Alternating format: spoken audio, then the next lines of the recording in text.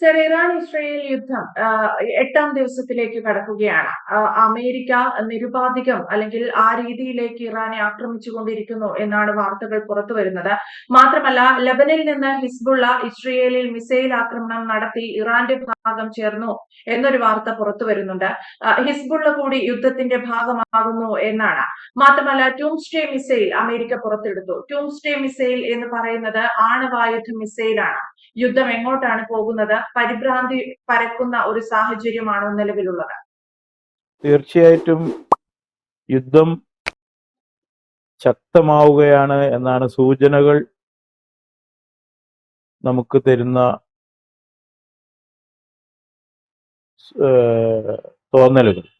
കാരണം ഈ ലെബനാൻ എന്ന് പറയുന്ന രാജ്യം ആദ്യം മുസ്ലിം രാഷ്ട്രമല്ലായിരുന്നു. അത് ഈ സമയത്ത് നമുക്ക് എടുത്തു പറയേണ്ട ഒരു സംഭവമാണ്.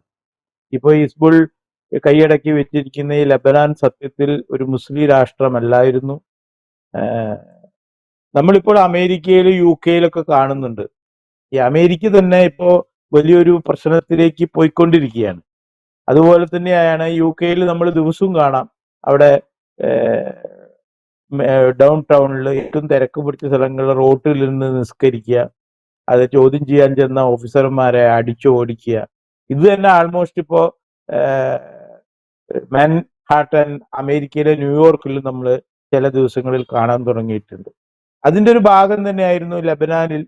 ആദ്യം ഇത് ഒരു ക്രിസ്ത്യൻ, അതായത് UK മാരിയൊക്കെ ഉണ്ടായിരുന്ന ഒരു രാജ്യമായിരുന്നു.